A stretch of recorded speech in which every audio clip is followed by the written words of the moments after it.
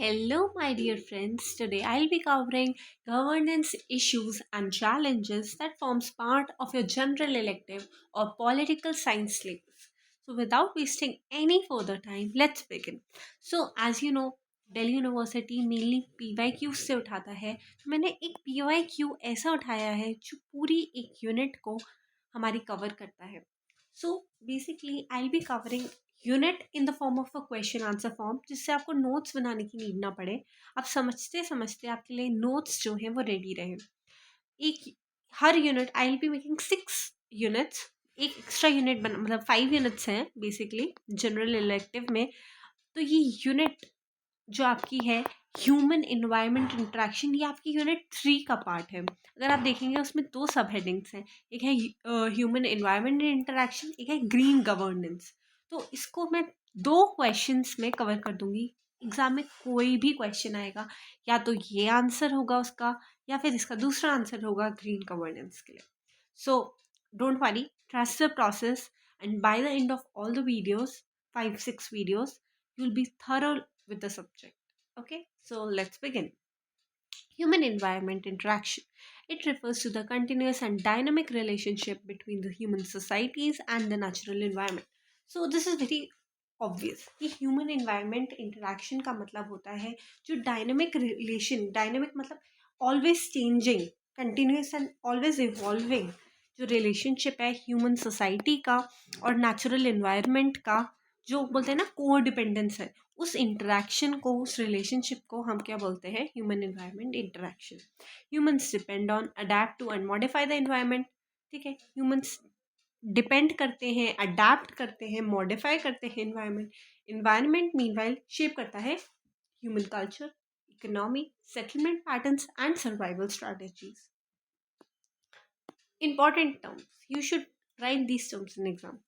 Human culture, economy, settlement patterns. जो settlement pattern होते हैं, पहले अक्रॉस द रिवर बसते थे लोग, अब शहरों में बसते हैं. Environment shapes, survival strategies. Okay, in contemporary era this interaction has become intense and complex due to population growth.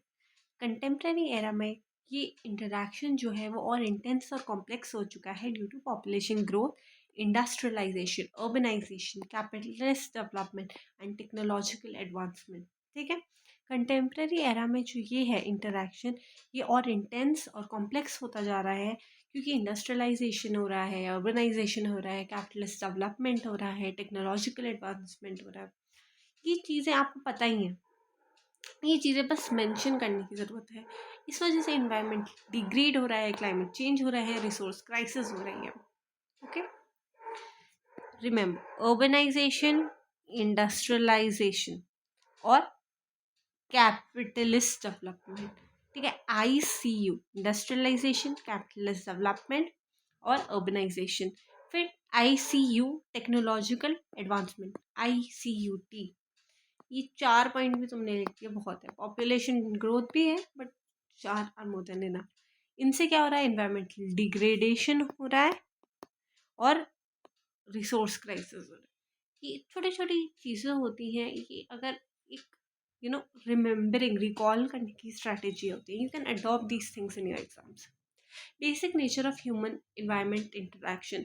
ये फ्लो चार्ट मैंने इसलिए ही बनाया है क्योंकि एग्ज़ाम में कभी कभी होता है थ्योरी इतनी दिल्ली यूनिवर्सिटी के प्रोफेसर्स नहीं पढ़ते हैं, तो अगर आप ये फ्लो चार्ट भी बना के आएंगे तो बहुत अच्छे मार्क्स मिलेंगे. कैसे इंटरेक्ट करते हैं human resources? Basically environment, natural resources, climate, land, human use, agriculture, industry, settlements. ठीक है, इन्वायरमेंट, ह्यूमन. ठीक है, मॉडिफिकेशन, माइनिंग, डिफॉरेस्टेशन. डिफॉरेस्टेशन मतलब फॉरेस्ट को कट करना, माइनिंग खोदना, कोल्स, डायमंड रिसोर्सेज के लिए. ठीक है, मेटल्स, नॉन मेटल्स वगैरह सब के लिए जो डिगिंग होती है.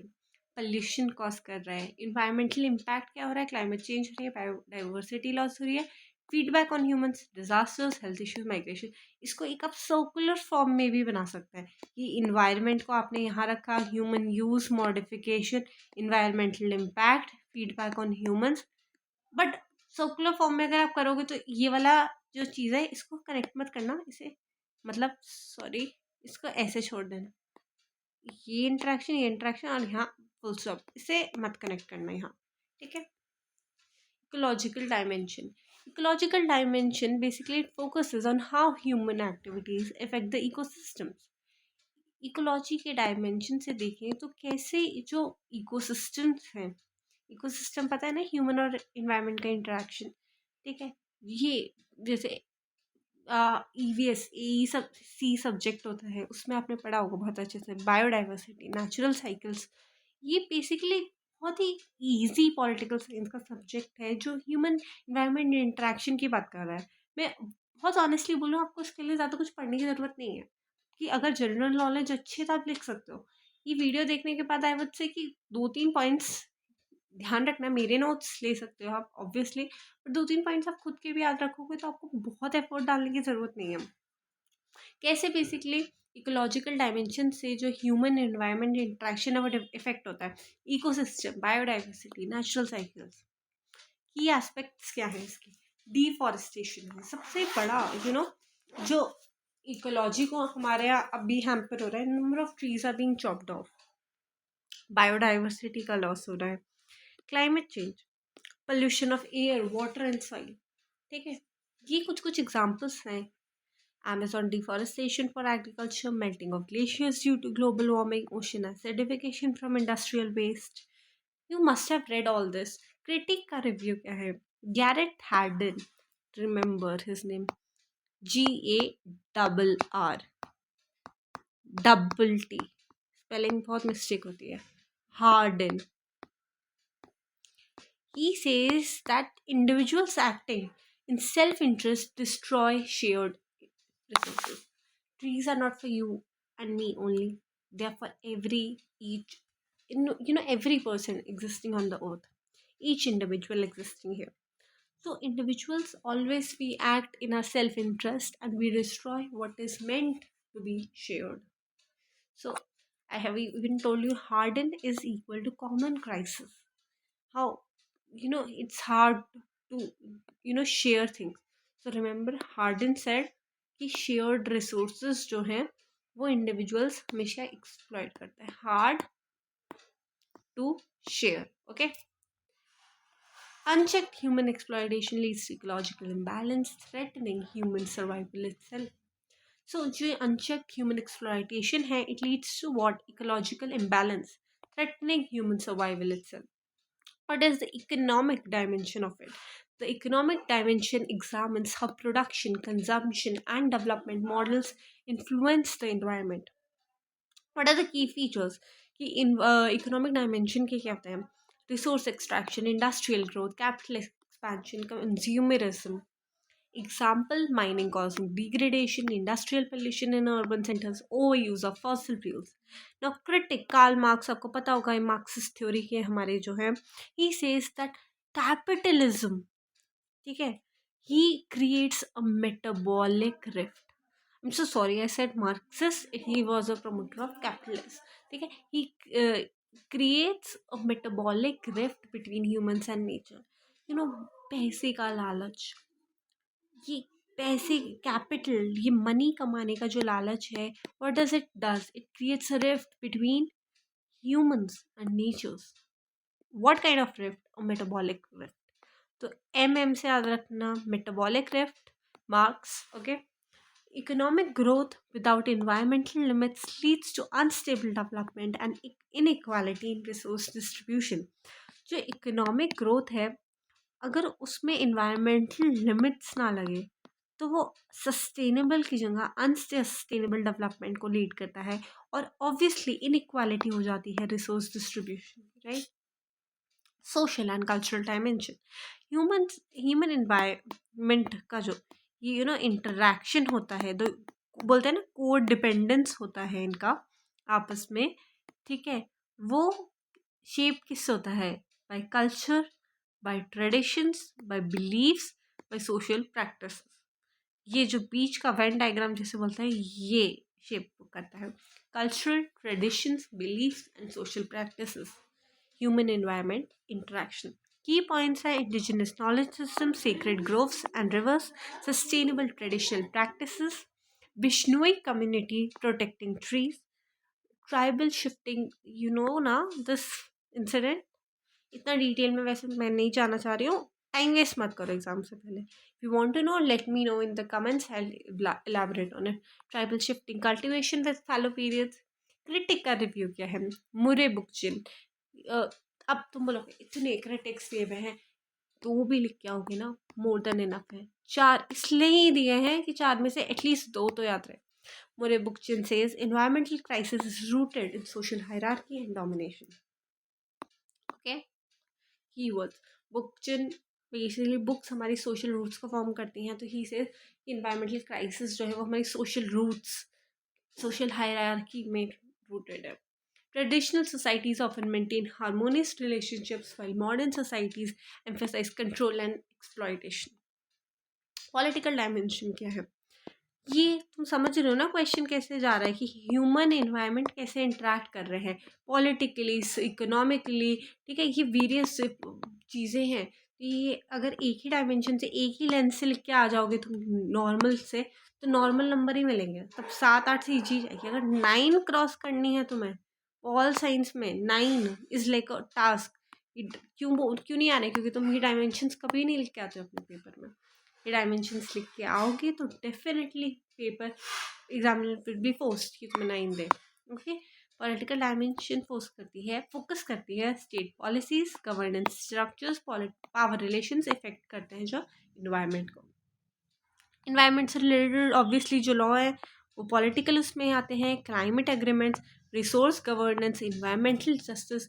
एग्जाम्पल है Paris agreement, forest rights act, environmental impact assessment. Issue क्या है? Weak implementation, conflict between development and conservation. Don't worry, remember करने की ज़रूरत नहीं है, रीड करने की ज़रूरत है. 3 से 4 बार करोगे, 2 से 3 पॉइंट लिख के आओगे, खुद ही नंबर मिल जाएंगे. ठीक है, ज़्यादा लर्न करने की ज़्यादा ज़रूरत नहीं है. मैंने पॉइंटर्स में इसीलिए दिया पैराग्राफ्स में, it's very hefty. That's why try कि पॉलिटिकल साइंस जैसे सब्जेक्ट को बुलेट्स में ही याद रखा. ठीक है, political will determines whether the environment is protected or sacrificed for short term gains. Technological dimension क्या है?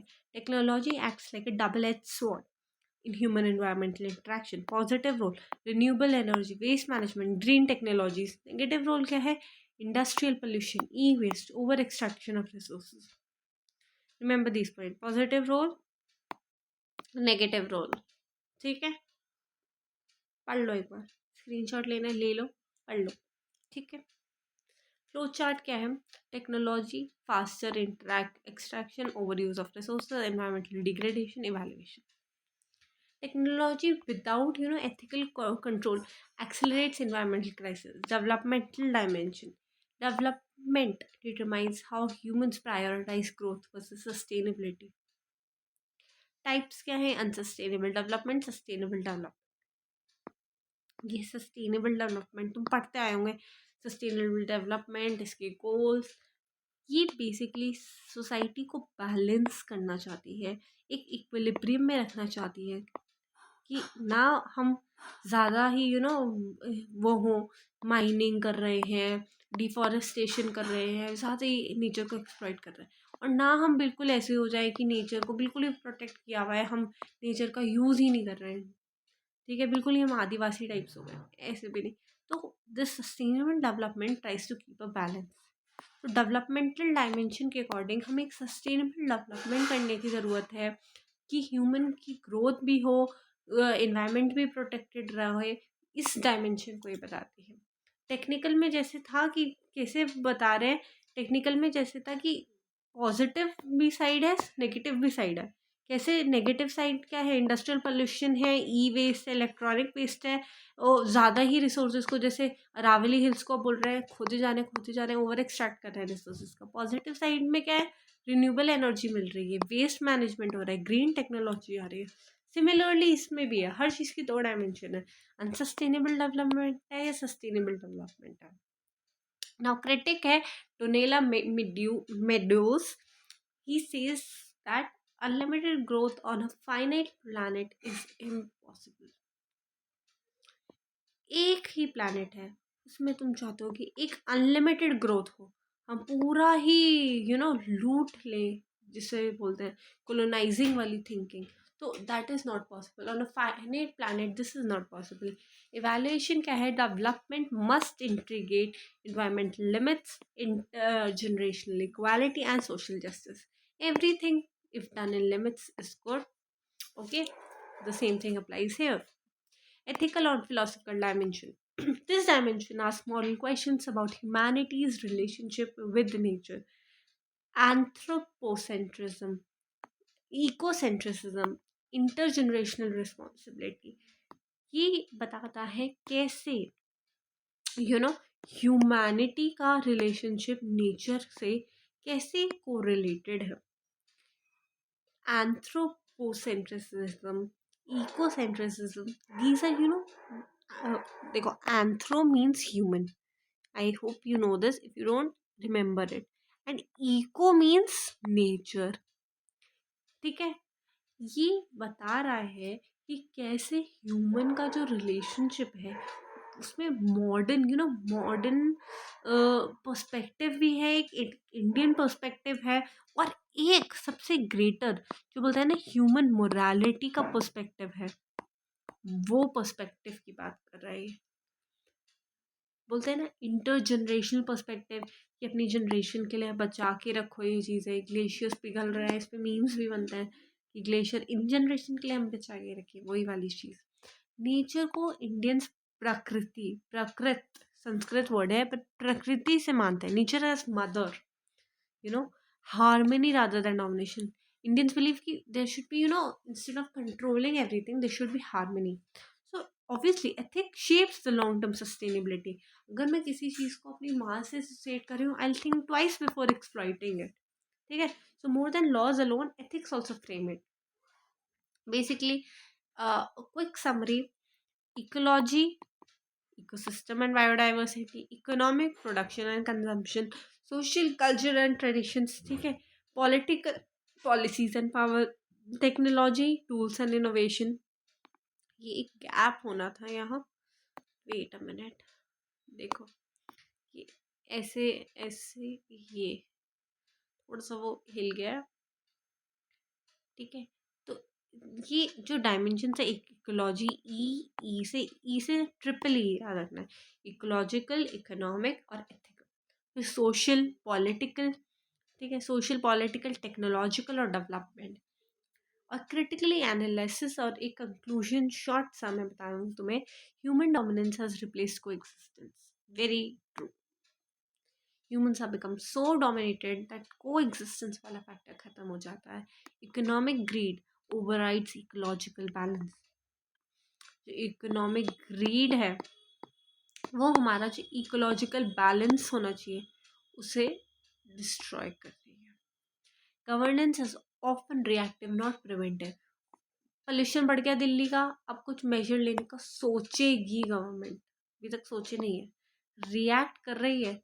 पर जब उसने पता है कि जहाँ 201 जब क्रॉस हो गया था, तब प्रिवेंट नहीं किया। Technology solves problems but also creates new risk. If I'm solving one problem with technology, I'm creating another risk.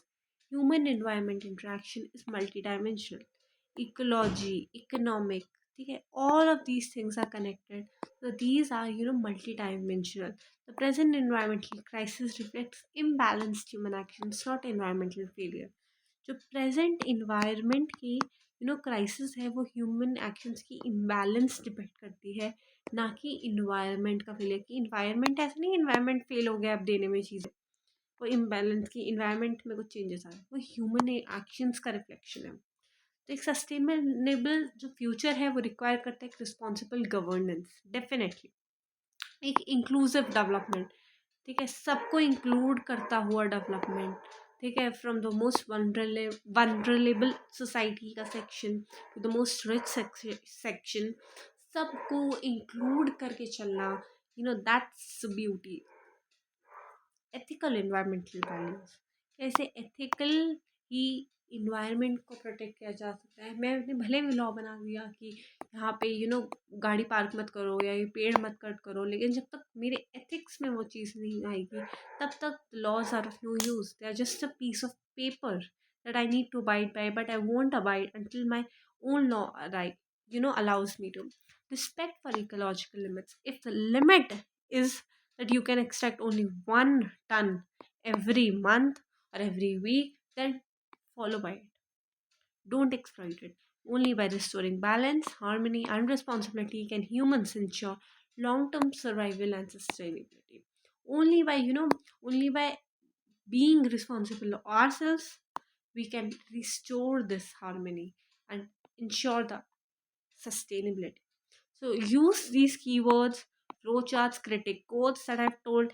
Example, this answer is basically well fetched to even give you marks not only in your political science but even in your AEC exams. But we know we are preparing for governance, and yes, you should know it and you should abide by it. Thank you so much. Wishing you all the very best.